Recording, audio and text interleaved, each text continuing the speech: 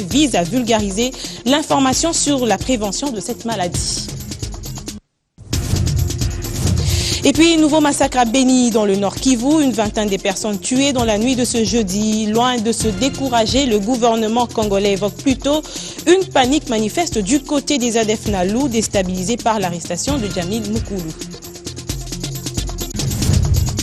Et enfin, après 7 ans passés à la tête du parti, Évariste Bochab rend le tablier en toile de fond. L'incompatibilité entre son poste de vice-premier ministre en charge de l'Intérieur et celui du secrétaire général du Parti du Peuple pour la Reconstruction.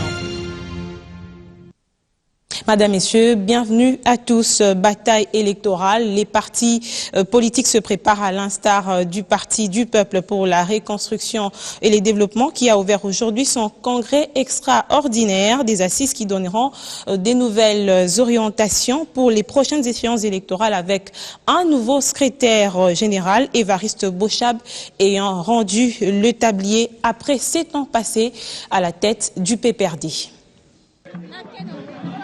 La mobilisation était tout azimut. Il suffit de voir cette marée humaine pour s'en rendre compte.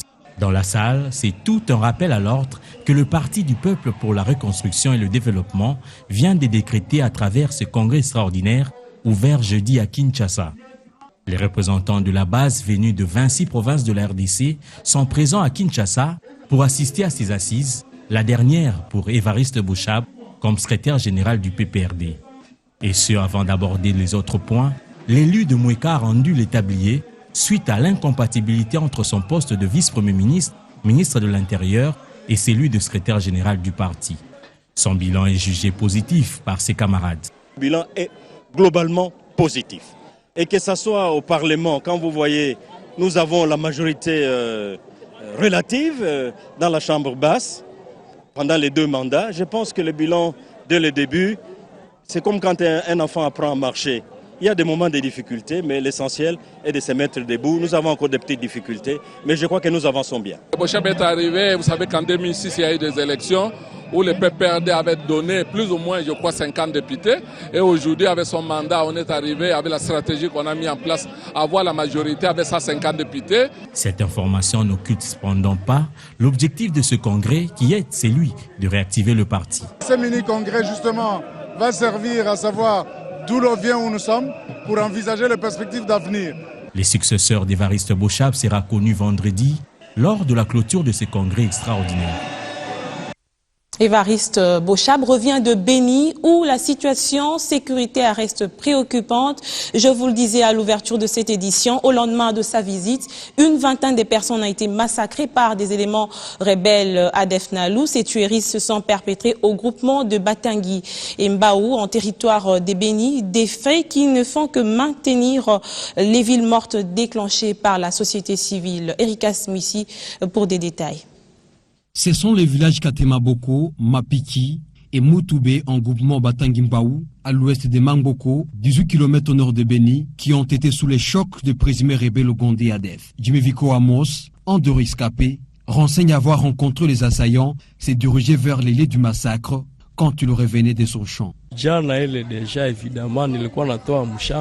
C'était hier à 17h quand j'ai revenu de mon champ et j'ai rencontré ces bandits dans les chemins allant à Sab. Ils ont tout de suite écouté les détonations des FARDC vers Moutoudé. C'est alors qu'ils ont pris le chemin des Sab. Et c'est pendant qu'ils étaient en train de partir vers là qu'ils ont rencontré des personnes et les tués par des haches et machettes. Ils avaient des machettes, ils étaient aussi bien armés, ils étaient habillés en treillis militaires des Ougandais. Ils avaient aussi des machettes, ils étaient aussi bien armés, les autres portaient des cinglés blancs. Ils partaient en colonne et ils étaient très nombreux. Kambale Kamabou, président de la société civile du groupement Batangimbaou, parle des 23 morts comme bilan provisoire. Et aujourd'hui, à Mangboko ici, à l'heure où je vous parle, on est en train de compter 23 morts. 15 à Katemadoko, 4 à Mapiki et 4 à Moutoubé. C'est à l'ouest de Mangboko. Il évoque des difficultés liées à l'effectif des éléments de l'ordre dans cette partie du territoire de Beni. Nous avons constaté que les FARDC sont moins nombreux ici dans notre rayon de Mavivi jusqu'à Mbaou, parce que à Makumbo là-bas, il n'y a pas de FARDC. S'il y avait une base militaire là-bas, nous pensons que le pire ne serait pas arrivé. Même à Mangboko, il y a un petit nombre de militaires. La nouvelle est tombée pendant que les forces vives de Béni-Ville et Territoire envisageaient une assemblée d'évaluation, mais elle a été gâchée après la nouvelle. Pour l'instant, en ville et territoire de Béni, les activités demeurent paralysées. Béni, Erika Smouissi, Biwan. Cette série d'attaques ne décourage pas le gouvernement déterminé à en découdre définitivement avec les forces négatives. Lambert Mende refuse d'admettre que la situation reste confuse dans cette partie du pays. Le porte-parole du gouvernement parle plutôt d'une panique au sein de ce groupe terroriste après l'arrestation de Djamil Moukoulou, numéro 1 de ce groupe, ainsi que la mort d'un de leurs responsables. Je ne pense pas que la situation soit confuse. Nous sommes face à une action terroriste qui panique parce que, leur chef suprême, Djamil Moukoulou, a été appréhendé effectivement, maintenant c'est confirmé. L'armée qui pénètre de plus en plus profondément dans la jungle où il se trouve. Donc il y a une réaction de panique de la part des extrémistes de ce mouvement qui veulent d'une part se venger, d'autre part terroriser et nos populations et notre armée et le gouvernement. C'est tout à fait classique de la part d'un mouvement qui tend vers sa fin. Mais nous sommes face à une offensive terroriste. Est-ce que vous croyez sincèrement que les terroristes suivent notre calendrier à nous ou bien essayent de décourager? Tant que nous exprimerons notre solidarité envers les pauvres victimes de ces gens, eux tenteront de leur démontrer que c'est inutile de leur résister. C'est comme ça que les terroristes fonctionnent. Ce n'est pas la première fois qu'il y a une offensive terroriste dans le monde. Ne faisons pas semblant de découvrir le terrorisme aujourd'hui. Situation sécuritaire dans le Nord Kivu, toujours des habitants des villages Kakou, Rubake et Kalingira en territoire de Rutshuru sont privés de leurs activités principales. L'accès aux champs est devenu quasiment difficile suite au cas des kidnappings enregistrés dans ce coin. Patrick Sialoua est notre correspondant sur place. Selon nos sources dans ces agglomérations du territoire de Rutshuru contactées ce jeudi, plus l'on va au champ, plus l'on est exposé aux bandits armés. Dans le village de Rubare par exemple, 2 couples sont portés disparus depuis plus d'une semaine. Partis au champ le vendredi dernier, ces 2 couples n'ont jamais retourné dans leur village, ce qui portait à croire qu'ils ont été kidnappés dans leur champ, affirme un habitant joint au téléphone. Une situation qui frise la majeure partie des paysans de ces villages qui préfèrent rester à la maison que de se faire enlever dans leurs champs. L'agriculture étant l'activité principale dans tout l'intérieur du Nord Kivu, les habitants de Rutshuru craignent pour leur survie. Si cette situation perdure, les kidnappings qui continuent à s'imposer non seulement dans le territoire de Rutshuru, mais dans tout le Nord Kivu n'épargnent personne. Mouindo Bailanda, l'un des agents du protocole du gouverneur Julien Paluku, a été enlevé en plein parc de Virunga mercredi pendant qu'il se rendait à Butembo. Ces ravisseurs, selon nos sources, demanderaient $5 000 américains pour sa libération. En outre, dans la matinée ce jeudi à Goma, plusieurs étudiants ont été dispersés par la police pendant qu'ils tentaient de barricader la route menant vers le campus universitaire du lac, un bâtiment abritant plus de 7 institutions universitaires, ce qui a perturbé les cours dans ces campus. Ces derniers voulaient manifester contre la montée de l'insécurité au Nord Kivu, mais aussi contre les tueries en répétition dans la région de Béni. Sur les calicots qu'il portait, l'on pouvait lire « Nous demandons le départ sans condition de la MONUSCO et le changement du commandement des opérations Sokola 1 à Béni contre les égorgeurs d'Adef Nalou ». Mumbere Patrick Sialoua, Goma pour Biwan. On va oublier ces tueries pour parler santé. 1 milliard de personnes souffrent d'hypertension artérielle à travers le monde, soit 40% dans les pays occidentaux et 60% dans les pays en voie de développement. Des chiffres rendus publics à l'occasion de la journée mondiale de la lutte contre l'hypertension artérielle célébrée ce 14 mai. Vous avez tout de suite compris que la République démocratique du Congo n'est pas épargnée par cette maladie qui tue des milliers de personnes à travers le monde. Et la bonne manière pour y remédier, c'est le prélèvement de la tension artérielle au quotidien, un examen de routine et qui a du mal à s'imposer dans les habitudes de la population congolaise, comme nous le dit ce reportage de Cédric Ebondo. L'hypertension artérielle demeure un réel problème de santé publique. Selon l'Organisation mondiale de la santé, 90% de cas d'hypertendus ne connaissent pas leur état. Une situation justifiée notamment par le faible taux de prélèvement de la tension artérielle par la population. La tension artérielle, bon, moi je l'ai fait au besoin. Quand j'ai mal dormi, quand je me sens faible. Bon, à peu près 6 mois, puisque... Il y a déjà quelques temps passé, je ne me rappelle pas vraiment, mais quelques temps déjà passé. Non, ça fait longtemps. Le prélèvement de la tension artérielle, geste visiblement simple mais indispensable à la lutte contre cette maladie, qualifiée des tueuses silencieuses. Que l'hypertension artérielle était une tueuse silencieuse. Elle reste asymptomatique jusqu'au moment où elle va se déclarer, elle va se manifester par ses complications. Et donc l'hypertension artérielle a des conséquences sur le cerveau. Elle est responsable des AVC. L'hypertension artérielle a des conséquences sur les yeux. Il faut une détection précoce de l'hypertension artérielle. Et pour cela, il est de bon droit qu'une personne, un homme notamment, à partir de l'âge de 55 ans, spontanément, même s'il n'a pas de symptômes, aille faire contrôler sa pression artérielle.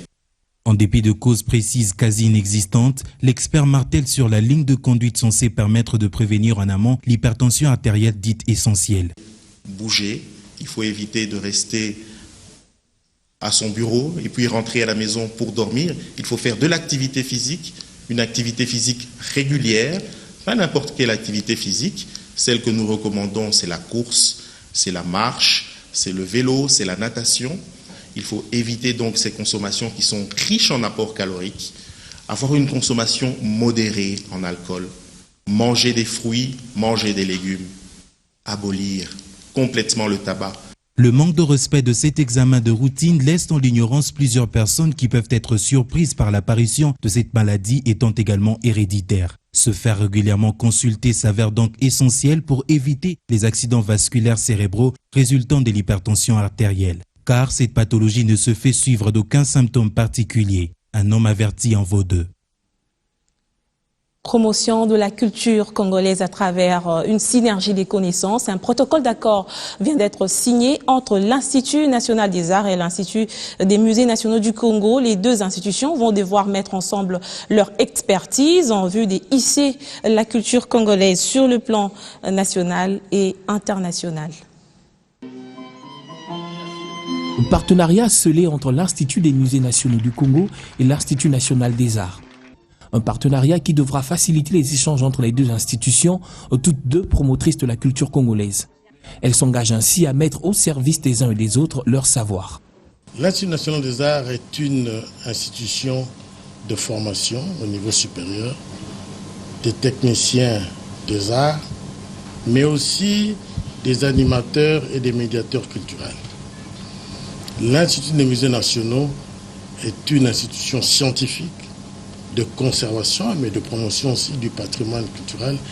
Et donc, nous devions mettre ensemble nos potentialités pour que la médiation, c'est-à-dire le rapport entre le public et le musée, soit un rapport plus interactif.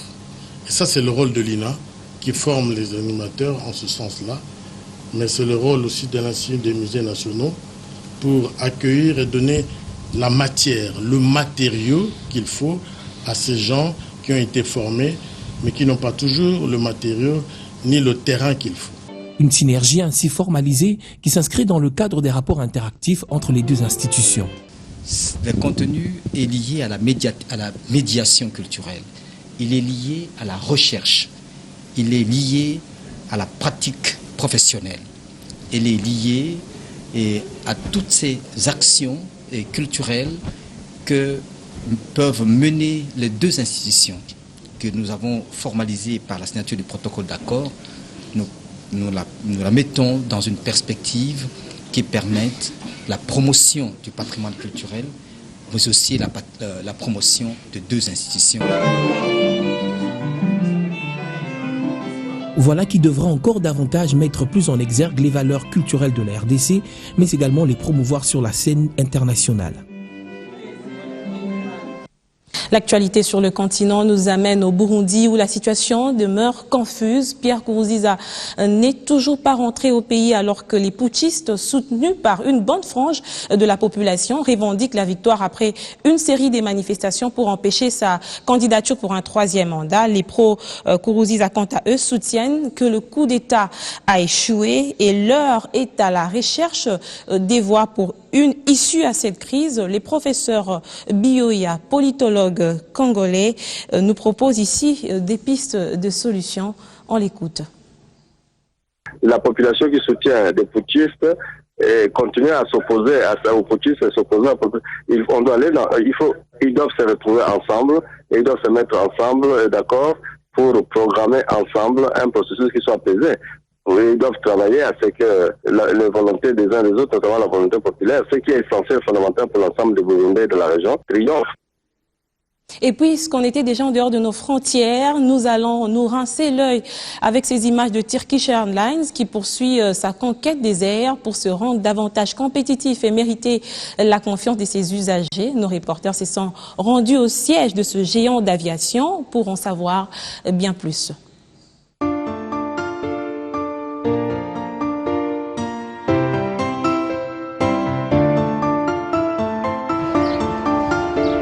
Accueil, formation, sécurité, ce sont les maîtres mots de Turkish Airlines. La quatrième grande compagnie aérienne en Europe vaut sa puissance dans son organisation. Turkish, qui assure déjà 260 destinations à travers le monde, entend s'élargir et conquérir le monde davantage. Le recyclage, c'est l'affaire de tout Turkish Airlines. La compagnie y veille sans faille et à tous les niveaux du personnel. Le staff directeur qui dicte les stratégies de Turkish Airlines reconnaît un secret dans l'élargissement de cette compagnie aérienne. Nous avons davantage de cost. Et après, nous avons avantage de développement. Oui. Nous avons avantage géographiquement. Comme vous voulez, Istanbul est au centre du monde. C'est pourquoi. Et aussi, nous avons un avantage de Turquie. Comme vous voulez, notre économique situation va grandir. C'est pourquoi c'est notre secret de succès, notre succès. Dans sa grandeur, Turkish Airlines exprime sa sympathie à travers sa responsabilité sociale, notamment en Afrique. En multipliant ce vol dans ce continent, il espère qu'un jour, la stabilité de l'Afrique détermine la permanence de son économie, un élément très important.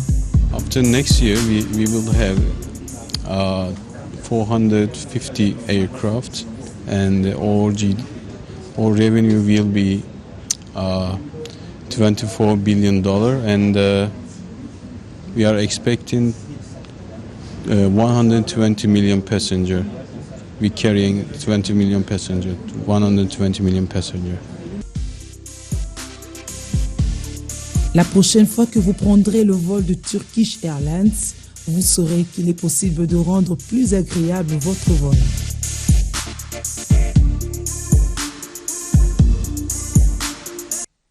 L'intégralité de ce dossier vous sera proposée sur B1 ce week-end et dans les prochains jours, nous vous ferons découvrir la ville d'Istanbul à travers nos antennes. Merci de nous suivre dans ce pays. Je vous retrouve très bientôt sur B1 Télévision pour une nouvelle édition.